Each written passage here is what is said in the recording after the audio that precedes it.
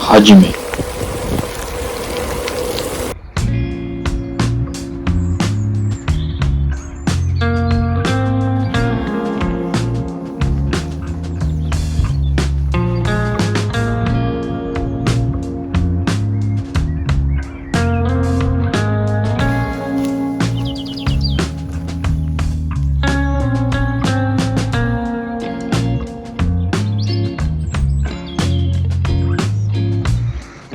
Damn, son. Damn.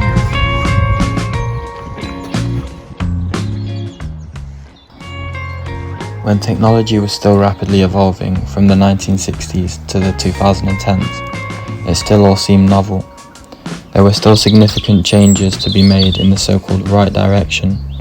Every couple of years there would be a significant technological improvement.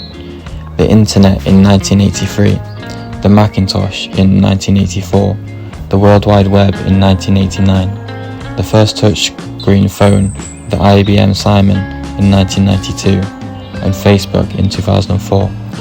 The future was unknown, but it was bright. As technology became integrated into everyone's lives, things became more convenient. With the use of a mobile phone, a person can turn into what was once considered a superhuman version of themselves. All the knowledge in the world at the touch of a button. But there's one thing we hadn't realised at that time, when the future still seemed bright. That it was a double-edged sword. It was a deal with the devil. In exchange for this infinite knowledge, we trade the risk of becoming an inferior version of our previous selves. If we lack the willpower to fight against the godly powerful tempting of social media sites, pornography, and whatever brain rot exists out there, we will lose between 2 to 10 hours per day just staring at a screen without realising that by committing this act, we would lose what it means to be human. We'll no longer want to watch birds fly in the sky or watch rain pour down the car window. We'll no longer want to just sit there and ponder and think about what happened that day. We'll no longer be able to interact with other people. The problem with screen time and media is that they are more stimulating than reality. They are a dopamine-hacked version of reality. If what's on the screen is more interesting than what's in front of you, why would you even interact with the real world? As humans, we always take the path of least resistance. And the scariest thing about all of this is that social media is engineered to play on this. Using social media triggers the release of dopamine, a feel-good chemical. This is the same chemical released when gambling. I don't think we quite realise how much of a negative effect this is having on our generation. And people always claim, well, there's not sufficient evidence to suggest it damages the brain permanently. But what I would say to that is try looking around you. Question 1. Are this next generation of digital natives negatively affected by screens and social media? Yes. Yes, we are. And I'm speaking for us. Question 2. Does it look like this generation will get off their devices to get better? No. Now I've been a pessimist, but now it's time for me to be an optimist. First of all, if I get away from a screen for at least half a day, I start to develop a stronger appreciation for what's around me. It really doesn't take long to start appreciating reality if we just take a damn break from doom scrolling on Instagram or vegetating on YouTube. And the reason why? Because reality is bloody great. We're in a much superior version of the most interactive, infinitely detailed virtual reality. We have loving people around us, we have infinite choices, we have infinite things to enjoy and to appreciate. Second of all, what we as humans have created is extremely impressive, not just in technology, but in literature and architecture and culture. We're an incredibly impressive species.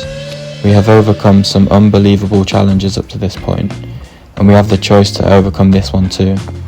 If we can harness technology for what it's good for, it could propel us into a new utopian future. But on the other hand, it could plunge us into dystopian doom.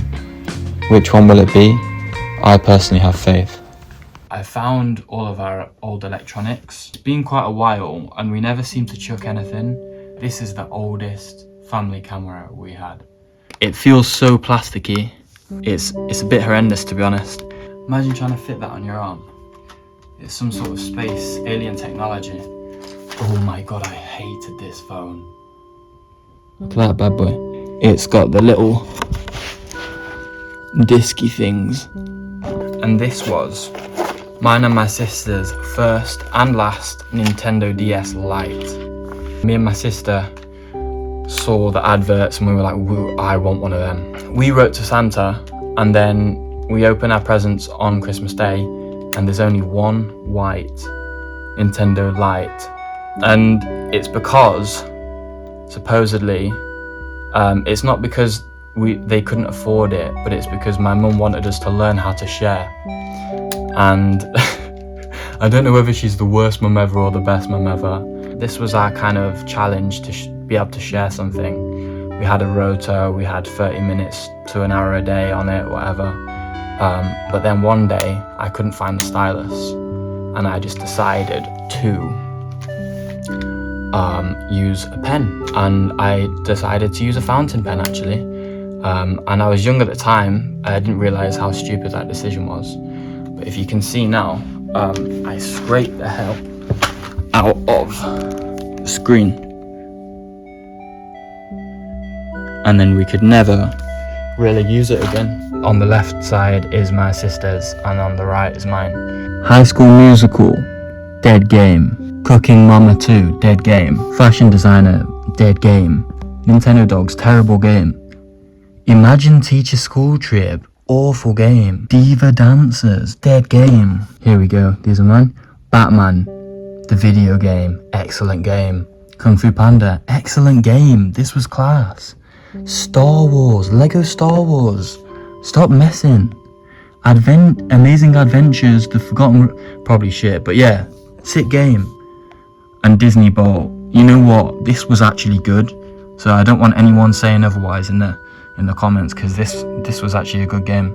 They were really experimenting with different designs, because look at this shit.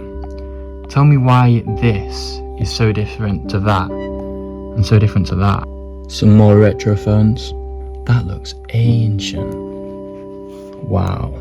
You find that in offices nowadays. And then this one is beautiful. It's so futuristic. Motorola. Credit to Motorola, man. I don't know how it functioned. It was probably terrible. They were doing everything in their engineering powers to make sure you can listen to music remotely. Like the bloody engineering that this stuff must have taken. They would have been in the office like, how do we figure this out? Like, the future is mobile music, is mobile listening. And then they come up with all of these contraptions. And now you look at devices nowadays, but it all started with this stuff. So credit to Panasonic, credit to Walkman like Sony. They did a great job as well. The rest of it was mainly just wires, to be honest, so a bit of a letdown, but we saw some good stuff, so thanks for watching. 終わりでございます。